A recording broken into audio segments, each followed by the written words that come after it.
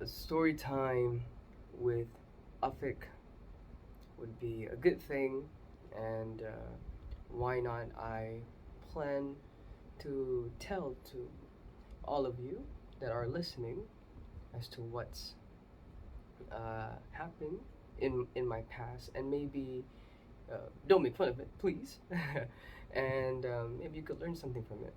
Uh, when I was a young kid, I was so passive, and I know, yo, you're trying to be relatable.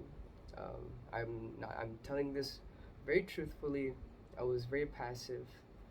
I I was so afraid of what people are gonna think of me. It's hard enough that I started off with English, and another thing is that I wasn't brave enough to go up to them and try to communicate with them. At first, now, my current self, I thought the problem is that, they didn't accept me. They didn't accept me. Oh, I'm ostracized because I'm different, but everyone was different. I just didn't. I just didn't reach out. I always want to be the one that's waiting. But then, as I grow older, I realize, oh, that's not the case. It works both ways, because you never know who's waiting at the other end as well, and you never know, maybe with that small spark, it ignites to such a beautiful flame, right? And I know that sounds very cheesy, and that continued on. That passiveness continued on up until I went to Egypt. I went to Egypt to study Arabic. I do some Quran here and there, but mostly Arabic. I had a lot of problems in high school. Over there, uh, I was. Now it sounds like I'm bragging. I was at the top, but then I was lazy, you know. And I realized that I could take my communication skills further if I just become even braver, right? But then when I meet up with other Malaysians, it does give me the PTSD all of a sudden. I get angry. I get angry. I get scared, and I just push myself away even more. I push myself away even more, and every single time if I accidentally bump into them, I just make sure that I go to a different route. Try to go to a different route, and just hope that I don't bump into them again. And then I'm fast forwarding a lot with my story. At university, I change it all. I want to be different. I want to be called different. I want friends. But then I was trying too hard. I was trying too hard, and I tried to be too perfect. I tried to be too perfect in a sense of like, I will never say no. I don't want to say no. I'll grasp any opportunity that I can. I wasn't too crazy on the friend selection part. Like if I have one or two, I wouldn't care. But when during university, it made me felt so tired. It made me felt so tired because I I didn't do it because I really really care for them, right? I do it because I thought that would help me. It was so selfish, and it showed, right? And this is not to say that I don't care about the others. I do, but I do feel like that is within the cost of my own spirit's expense. And yeah, that got me really really empty. And as I go even further, when I tried to say no, I say no, I can't. No, I can't. And I slowly get used to that. I feel very liberated. I feel very liberated because I know that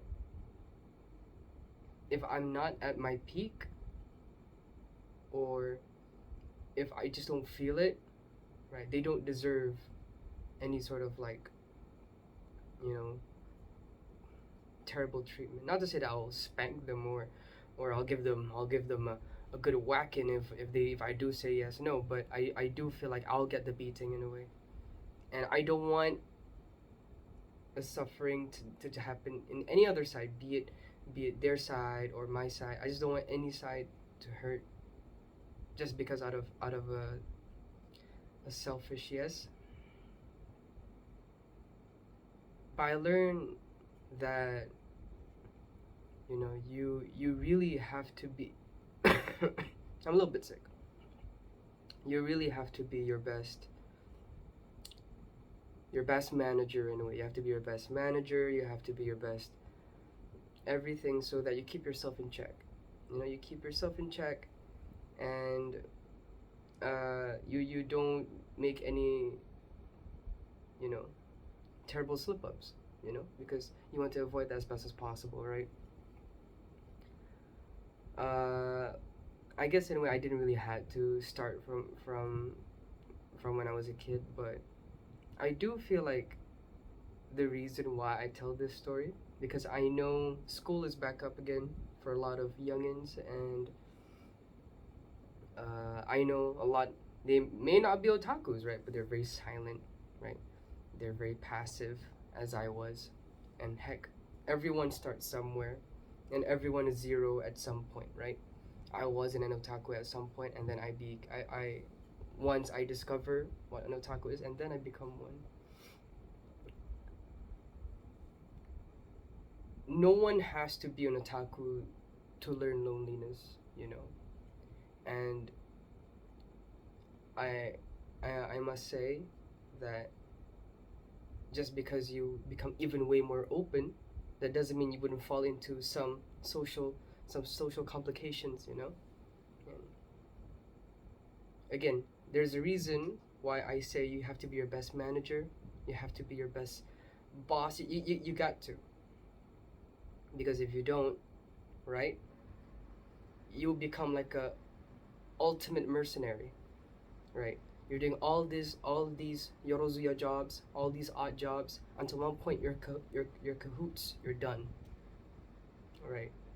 And I don't want any of you to feel that. I'm not saying that I did felt that at some point during uni, but I where I am now, I feel happier, and I want to share this because it what makes me who I am now, and that's what matters, So it doesn't matter, if you were passive before this, you were very genki before this. It doesn't matter, right? If you're going through a tough time because of that, it's okay to just change a bit. Be truthful to yourself. You gotta be truthful to yourself. We gotta have, sorry, we gotta have these important conversations. Engage them. Don't run away from them. That was my mistake. I ran away from those thoughts. I got scared because I'm like, oh no, they're gonna run away. Right? But as a matter of fact, if you keep chasing them, right, the one that's getting left behind is you. And you know that sucks. So yeah, that's what I want to say. I'm so sorry if it's a very uh, boomer-esque story, you know. But you know, I want to help. I want to help a lot of people that was once like me, very passive. Right. I feel like I still am. Deep inside of me, I'm still very passive. But now, I can control it as best as I could. Yeah, that's about it. Watch more anime. Yeah, soon.